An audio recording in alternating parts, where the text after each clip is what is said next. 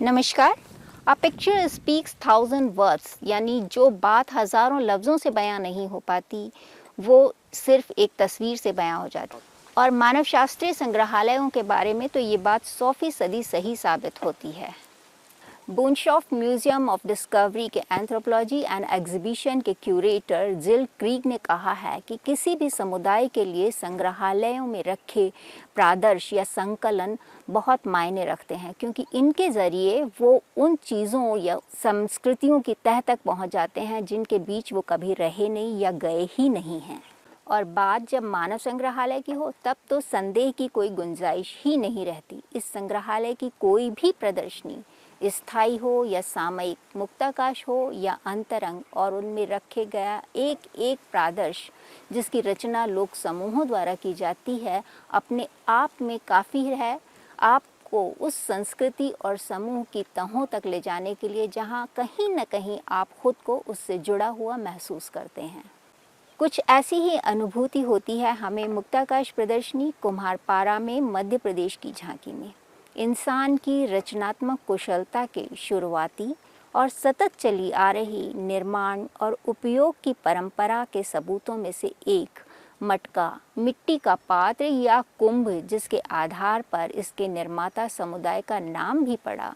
जन्म से लेकर मृत्यु तक अलग अलग मौक़ों पर अपने स्वरूप और इस्तेमाल के अलग अलग तरीक़ों के कारण कितना ख़ास हो सकता है, यह तो हमें मध्य प्रदेश के कुम्हारों द्वारा बनाए गए इन मटकों के निर्माण के दौरान ही पता चला। भारतीय ग्रामीण समाजों में जन्म के समय चरुए के रूप में अपने आप में औषधि युक्त जल भरकर चूल्हे पर चढ़ ताप सहता मटका प्रसूता को प्रसव के बाद होने वाली व्याधियों से तो बचाता है, साथ ही सास और बहू के बीच एक पारंपरिक दायित्वबोध का भी प्रतीक है।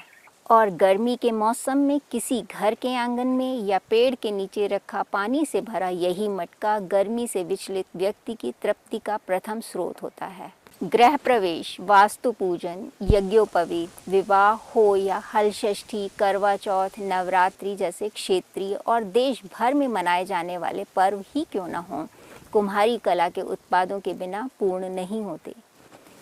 हल षष्ठी में कुम्हारों के बनाए कुल्हड़ में दूध, दही और भुने अनाज का कुड़वारा भर माताएं अपनी संतान की दीर्घायु की कामना करती हैं, तो कार्तिक माह की चतुर्थी को सुहागिनें निर्जला व्रत रहकर कुम्हारों के करवे से चंद्रदेव को अर्घ्य देकर अपना व्रत पूर्ण करती हैं। आम के पत्तों और नारियल से युक्त सुंदर सजावटी मटका जहाँ किसी मांगलिक अवसर का प्रतीक है, तो वहीं बांस की पिंचियों और नारियल की रस्सी के सींके में बंधी अंगार युक्त मटकी मनुष्य की अंतिम यात्रा का। मध्य भारत की कुम्हारी परंपराओं की चर्चा हो तो दीपावली जैसे देशव्यापी त्योहार और महालक्ष्मी पर हाथी पूजा की क्षेत्रीय परंपरा का उल्लेख आवश्यक हो जाता है, क्योंकि इन दोनों ही मौक़ों पर कुम्हारों द्वारा बनाई जाने वाली मूर्तियों के बिना तो ये पूजा पूरा होता ही नहीं। मध्य प्रदेश, उत्तर प्रदेश सहित उत्तर भारत के कई स्थानों पर कुंवार माह में के कृष्ण पक्ष की अष्टमी तिथि को हाथी पर विराजमान महालक्ष्मी के पूजन की परंपरा का प्रचलन द्वापर युग से माना जाता है। पौराणिक कथाओं व लोक मान्यताओं के अनुसार हाथी पर बैठी लक्ष्मी के पूजन की प्रथा द्वापर युग में रानी गांधारी द्वारा अपनी राजलक्ष्मी और सौभाग्य की वृद्धि के लिए की गई थी। प्रदर्शनी का खास आकर्षण है 51 दीपों से युक्त गुजरिया की प्रतिमा। दीपावली पर लक्ष्मी पूजन के साथ साथ पूजी जाने वाली गुजरिया के बारे में कहा जाता है कि धरती पर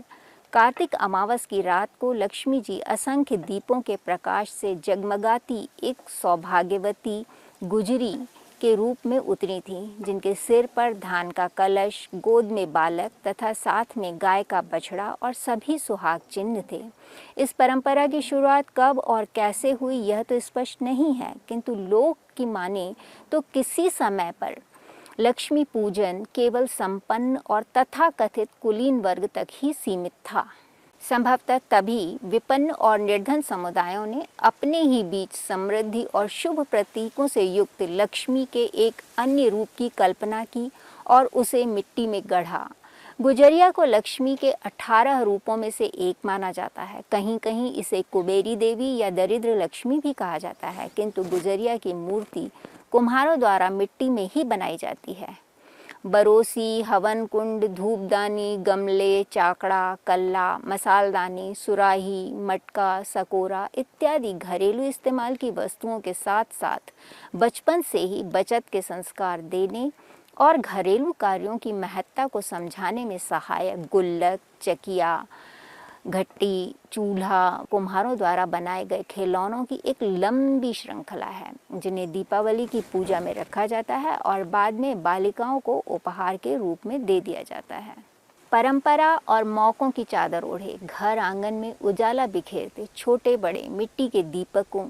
ही नहीं, गणेश, दुर्गा, लक्ष्मी, गणगौर जैसी मूर्तियों की रचना करने वाले ये कुम्हार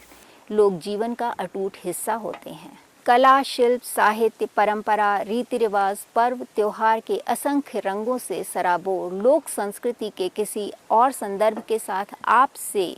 फिर मिलने का वादा करते हुए मैं गरिमा आपसे विदा लेती हूँ। लेकिन ये तभी संभव होगा जब हम और आप स्वस्थ रहेंगे। इसीलिए टीका लगवाएं, अपनी जीवन शैली में बदलाव लाएं और महामारी को जड़ से मिटाएं।